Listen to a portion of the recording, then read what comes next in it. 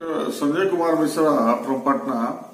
आज आप लोगों को एक बहुत छोटा टॉपिक पर स्टैमरिंग के बारे में बताना चाहता हूं कि स्टैमरर को अक्सर हम अपने क्लिनिकल प्रैक्टिस में देख रहे हैं कि पल्स रेट सबका बढ़ा रहता है और हम खुद ही इसके मतलब देखे थे कि जब मेरा स्टैमरिंग बहुत ज्यादा रहता था तो मेरा हमेशा पल्स रेट हम देखते थे कि 100 के आसपास था, जबकि हम जानते हैं कि बीइंग ए डॉक्टर ये 72 से लेके और 80 तक के बीच पल्स रेट नॉर्मल है। 60 से कम हो जाएगा तो पेडिकार्डिया कहा जाता है और 90 से ज्यादा हो जाएगा तो टेकिकार्डिया कहा जाता है। जैसे हार्ट बीट जिसमें बढ़ जाता है तभी पल्स रेट बढ़ता है। तो ये पल्स रेट बढ़ना भी एक जो है एक तरीका से टेकिकार्डिया और ब्रेडिकार्डिया दोनों एक तरीका से मेडिकल टर्म में डिजीज भी है, एक रोग है। स्टैमरर का अक्सर देखते हैं कि पल्स रेट उसका बढ़ा रहता है। तो इसका क्या कारण है? पल्स रेट एक आदतन हो जाता है स्टैमरर का। जैसे ही उसको स्टैमरिंग नामक एक बीमारी हुआ, वात कफ डिजीज, 90% केस मेरा क्लिनिकल स्टडी में आया या मेरे साथ भी हुआ, 5 साल के एज में स्टैमरिंग होना चालू हो जाता है।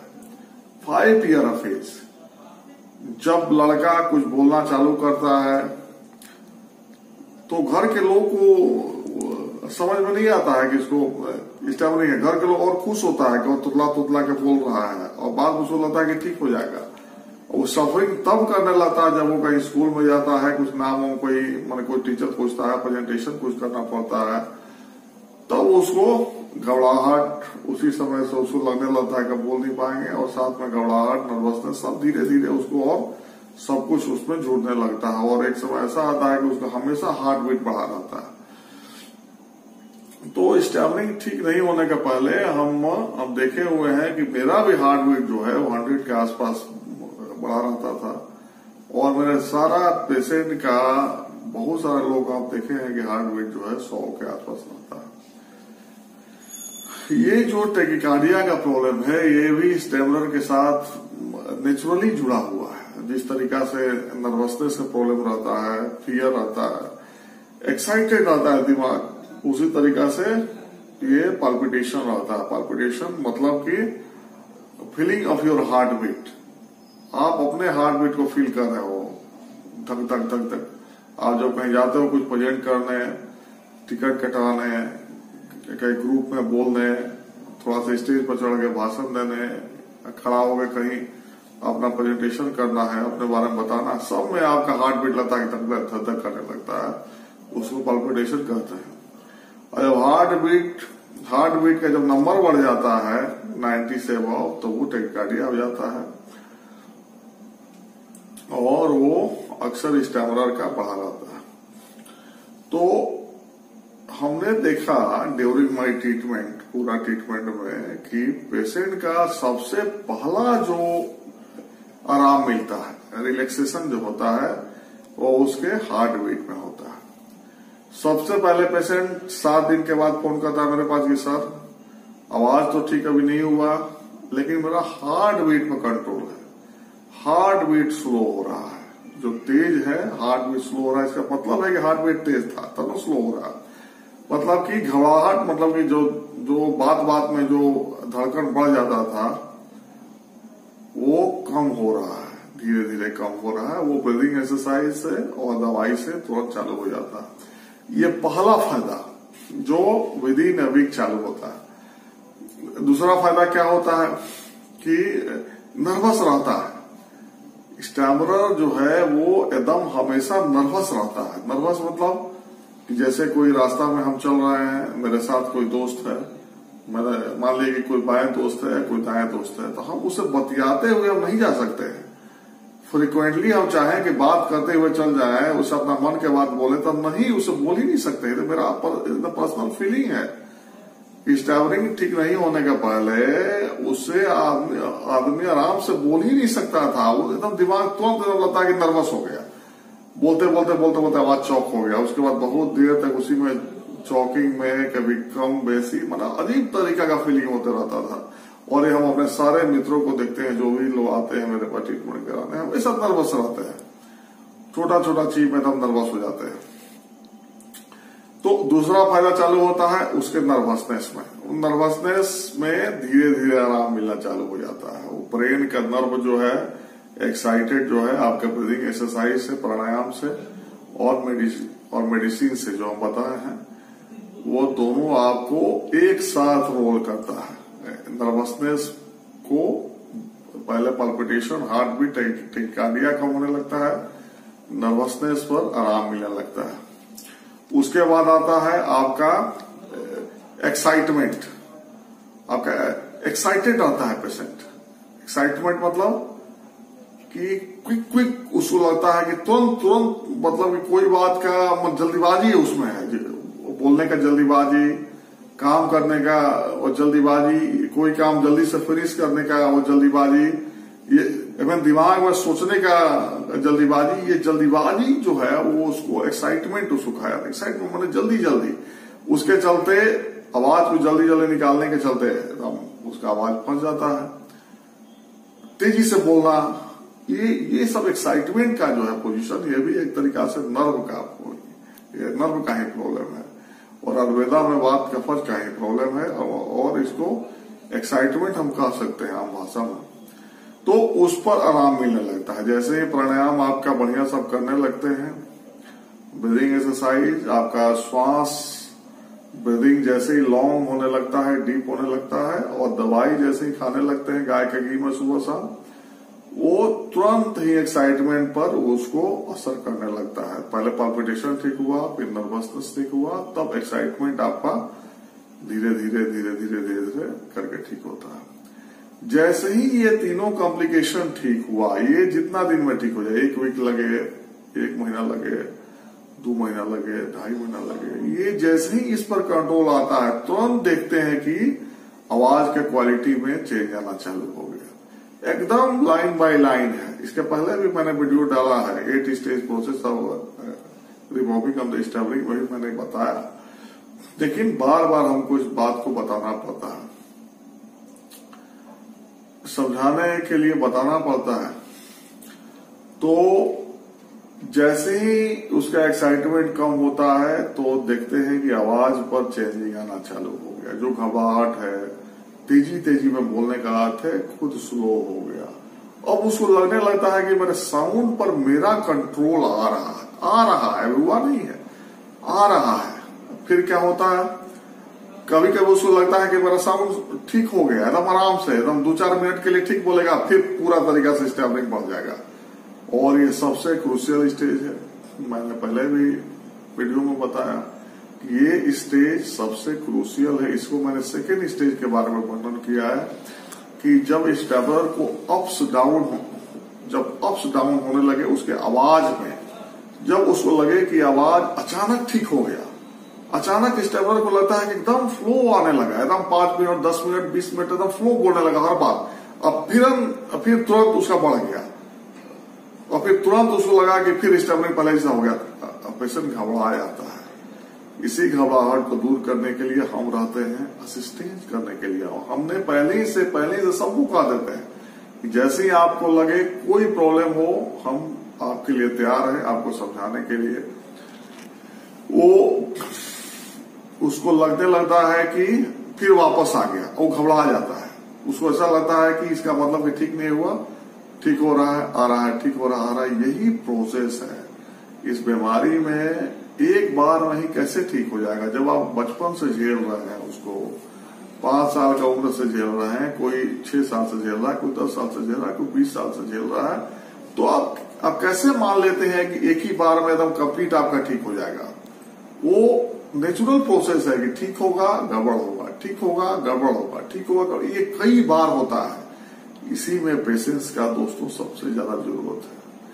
This needs your patience, heavily patience. जितना ज्यादा पेशेंस रखिएगा, ये आएगा जाएगा, कभी गड़बड़ होगा, ठीक होगा। अगर आप दवाई खाते रहिएगा कंटिन्यू, ब्रीदिंग एक्सरसाइज जो बताए हैं अर्ली मॉर्निंग में करते रहिएगा, खान पान में जो बताया है परहेज, ठंडा से बचना, केला, दही, ठंडा चीज, कोल्ड ड्रिंक्स, कोई भी नारकोटिक सबसे बचना, अगर आप करते रहिएगा, आई कांटेक्ट करके अगर बात करते रहिएगा, थोड़ा स्लो बोलने का कोशिश कीजिएगा। और भी बहुत सारा टिप्स हम अपने पेशेंट को बताते हैं, अगर फॉलो करते रहिएगा तो कोई डाउट नहीं है कि ये जो बढ़ने घटने वाला प्रोसेस बहुत जल्दी खत्म हो जाता है।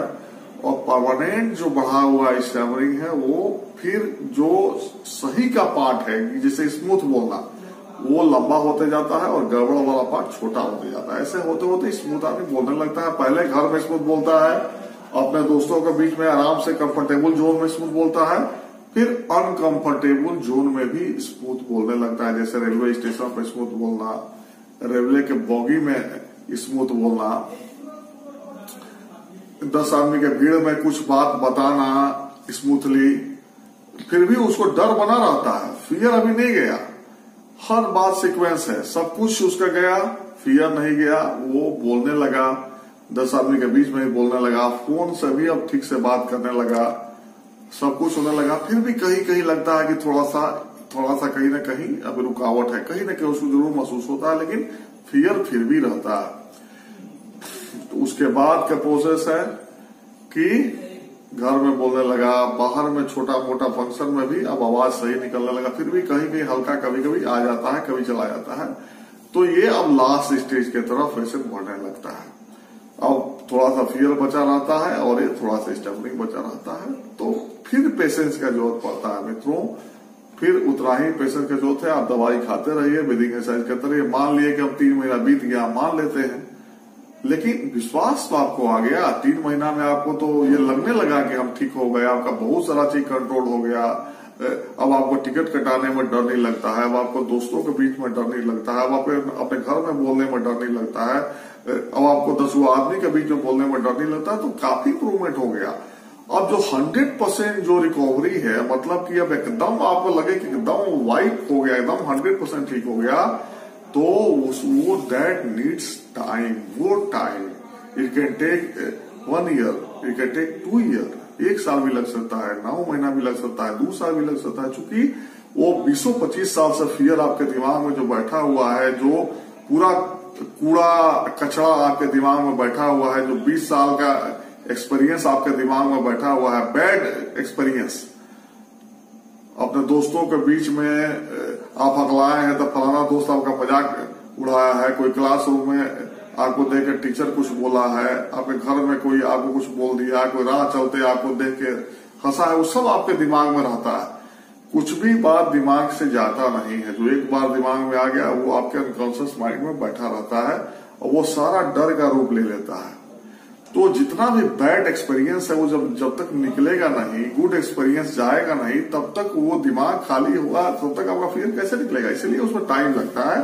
देखिए उसके पहले आप बोलने लगते हैं, कंप्लीट आपका फियर तब चला जाता है, कंप्लीट रिकवरी तब हो जाता है जब आप क्राउड में बोलने लगते हैं, 100, 200, 500 आदमी के बीच में, वो सही तरीका से। अगर क्राउड में आपको बहुत गड़बड़ कर दिए तो फिर आपको फियर फिर से चढ़ जाता है। तो वही इसमें भी पेशेंस का जरूरत है। मान लीजिए कि एक बार बोलते हम फंस गए, तो फिर आपको लगेगा कि अरे भाई हम तो उस समय पहले वाला फंसे हुए थे, फिर आ गया, फिर डर आपको फिर घुस गया, फिर उसको निकालना पड़ता है, फिर बार बार क्राउड में जाना पड़ता है। इसीलिए हम अपने सारे दोस्तों को, सारे पेशेंट को बताते हैं कि भाई मेरे ट्रीटमेंट में दवाई आप खाइए, मॉर्निंग में, अर्ली मॉर्निंग में ब्रीदिंग एक्सरसाइज कीजिए, जो टिप्स बताते हैं उसको फॉलो कीजिए, रेगुलर दवाई खाइए, गाय का घी में दवाई खाइए। गाय का घी हम इसलिए बताते हैं कि ये गाय का घी वात कफज नाशक है और ब्रेन टॉनिक है। आयुर्वेदा कहता है कि गाय का घी सबसे बड़ा ब्रेन टॉनिक है, मेघ्य है, जो दिमाग को बढ़ाने वाला है, दिमाग को ताकत देने वाला है। इसलिए उसमें दवाई मिक्सर करके हम मेरा शोध किया हुआ है।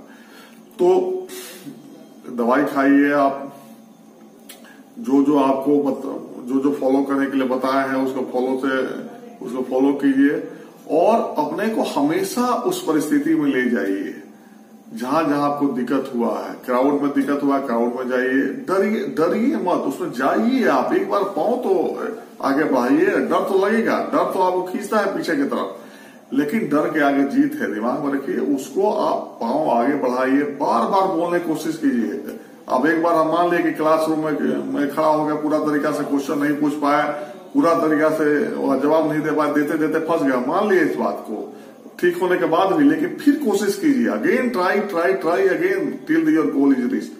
जब तक ये 100% निकल नहीं जाता है तब तक आप कोशिश करते रहिए। कोशिश करने वालों की कभी हार नहीं होती है, दिस इज ये रूल है। तो कोशिश करते रहिए, बार बार वहां जाइए, ज्यादा से ज्यादा आदमी के बीच में बोलिए, अननोन आदमी के बीच में बोलिए, आंख मिला के ही बात करना है। ये सब हम अपने पेशेंट को बताते हैं। ये जितना ज्यादा आप कीजिएगा उतने जल्दी इसके फियर जो है परसों से बैठा हुआ है 20-25 साल से, वो धीरे धीरे निकल जाएगा। वात कफज जो बीमारी है वो तो दवाई या ब्रीदिंग एक्सरसाइज से निकल जाएगा। जो रेस्ट ऑफ फियर दिमाग में बैठ गया है, पब्लिक का डर, वो भी धीरे धीरे निकल जाता है। और एक समय ऐसा आता है कि आपको इमेंस खुशी देके जाता है। ऐसा लगता है कि जीवन में मेरा जो दर्द था वो निकल गया, जो बहुत बड़ा ऑब्स्टेकल था वो खत्म हो गया, अब रास्ता स्मूथ है, आगे बढ़ने के लिए स्मूथ रास्ता है। लेकिन वो समय रहते कीजिएगा तब आप उसको, आपके पास समय अभी है, अभी कंपटीशन का टाइम है, इंटरव्यू का टाइम है, तो अभी नहीं कीजिएगा, उसको 10 साल के बाद कीजिएगा तो क्या फायदा है। उस समय कर लीजिए जब आपके करियर का चार चांद लगने वाला हो, करियर में ऑब्स्टेकल आने वाला हो, तो ईयरली इसको आदमी को सॉल्व करना चाहिए।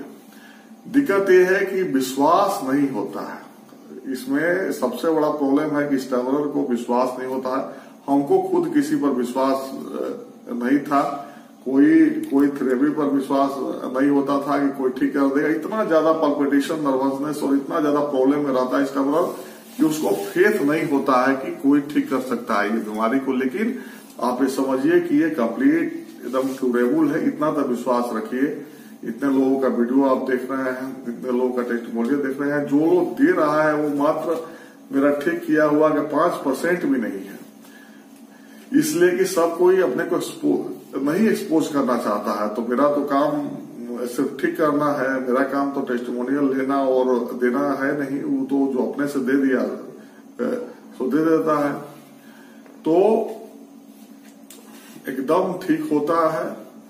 फेथ रखिए, विश्वास रखिए, जब तक ठीक नहीं हो जाए तब तक इस ट्रीटमेंट को करते रहिए। कुछ पेशेंट का मेरे पास अभी रिव्यू आया कि सर 3 महीना, 4 महीना, 5-6 महीना दवाई खा लिए, अभी तक नहीं ठीक हुआ, लेकिन अभी तुरंत अभी फोन किया कि सर अब हमको अचानक 70-80% आराम मिल गया। अचानक उसके आवाज में हम देख रहे हैं कि एकदम क्वालिटी चेंज आ गया, अचानक आ गया। इसलिए कि बचपन से था, बचपन से 20-25 साल से एकदम आवाज निकल नहीं रहा था, किसी के सामने बोल नहीं रहा था, 6 महीना से दवाई खा रहा था, वो उसका ठीक नहीं एकदम हो रहा था और अचानक क्वालिटी चेंज हो गया। तो ऐसा भी होता है, इसलिए कि एक रोग है, इतना ज्यादा जकड़ा रहता है दिमाग के हर एक क्षेत्र में कि हर एक चीज एकदम जकड़ा हुआ रहता है। बहुत दिन से नर्वसनेस में है, बहुत दिन से पल्पिटेशन में है, बहुत दिन से डर में है, बहुत दिन से उसको हर तरीका का प्रॉब्लम को फेस कर रहा है। तो टाइम लगता है उसको रिकवरी करने में। जो जितना एज के बाद आएगा उसको उतना ही ज्यादा टाइम लगता है, जो जितना कम एज में आता है उसको उतना ही कम टाइम लगता है। इसके बारे में मैंने पिछला बहुत सारा वीडियो में बताया है। तो जस्ट इसको ऑप्टिमिस्टिक होइए, आशावादी बनिए, विश्वास रखिए। और मैंने व्हाट्सएप ग्रुप बनाया है स्टैमरिंग क्योर क्लिनिक, अगर जिसको भी जुड़ना है सब जुड़ जाइए। पहले तो हम बना चुके थे 2-3 महीना पहले से, चूंकि इतना ज्यादा क्लिनिकल व्यस्तता के चलते हम नहीं कर पा रहे थे, और अब कुछ टाइम मिला है, अब हम कर पा रहे हैं। तो आप लोग चाहिए तो उस ग्रुप में हम सबको जोड़ देंगे। और आपको जो डाउट है, कोई दुनिया का स्टैमरिंग के संबंध में हमसे कुछ भी पूछना है, ऑडियो से हमसे पूछिए, हमसे बात कीजिए, हमसे फोन कीजिए। अब सारा डाउट को हम क्लियर करने के लिए तैयार हैं। अब मेरा फेसबुक पेज पर आके आप जुड़ जाइए, मेरे फेसबुक पेज, मेरा साइट में जाइएगा, कोना में फेसबुक पेज दबाइएगा, वहां फेसबुक पेज से आप अटैच हो जाइए, अपना मैसेज भेजिए, जो आपको मैसेज करना है हमारे पास कीजिए। कहीं से भी कोई डाउट है अपना क्लियर कीजिए। इसलिए कि स्टैमरिंग को हम जानते हैं कि ये स्पीच थेरेपी से नहीं ठीक होता। हमको इतना मेहनत करने की जरूरत क्यों पड़ता है, हमको इतना क्यों हम बोलते हैं स्टैमरिंग के बारे में। हम तो दूसरा भी ट्रीटमेंट करते हैं, हम तो जनरल डॉक्टर हैं, दूसरा भी ट्रीटमेंट करते हैं। बहुत तरीका का है। रोग स्टैमरिंग पर ही हम क्यों इतना फोकस दे रहे हैं, क्यों अपना दिमाग हम अपना खपा रहे हैं? इसलिए कि हम जानते हैं कि स्टैमरिंग जो है वो स्पीच थेरेपी से नहीं ठीक होता है। मेरा एक्सपीरियंस है, 33-34 साल का एक्सपीरियंस है, और सब लोग को हम देखे हैं, तमाम पेशेंट को देखते हैं जो लोग स्पीच थेरेपी करा के आता है, कहीं उसको परमानेंट कुछ नहीं होता। टेम्पोररी रिलीफ कुछ समय के लिए, वो उसको लगातार कोशिश करते रहना पड़ता है। उसके लिए लगातार रोज उसको प्रैक्टिस करता है, तब जाके बोलता है। वो उस सही परमानेंट एकदम सोल्यूशन उसको नहीं मिलता है, उसको राहत नहीं मिलता, शांति नहीं मिलता दिल में कि मेरा स्टेमरिंग भाग गया। वो किसी तरीका से कंट्रोल किए हुए रहता है, एकदम धीरे धीरे बोल के, प्रोलोंगेशन करके, बहुत बॉन्डिंग करके, तरह तरीका का इस्तेमाल करके अपने को सिर्फ संभाले हुए रहता है।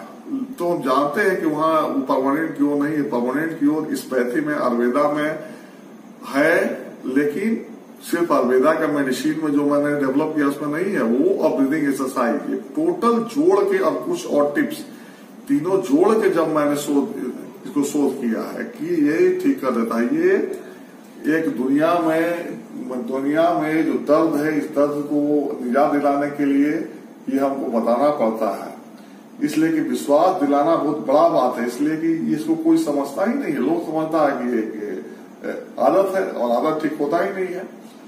तो इसको बार बार बताना पड़ता है कि नहीं, दिस इज डिजीज, ये डिजीज है। जो लोग भी डेयर हैं, थोड़ा साहसी हैं, मानते हैं बात को, मेरे लोग आते हैं, वो लोग आप ट्रीटमेंट करते हैं, वो एकदम ठीक हो जाता है। वो सारा वीडियो जो है, वो जितना टेस्टिमोनियल है, सब ऐसे लोगों का है जो लोग माने कि ये डिजीज है और ट्रीटमेंट करवाए, ठीक हो गए। कितने लोग अंडर प्रोसेस में है, जो है वो तो 5% भी नहीं है।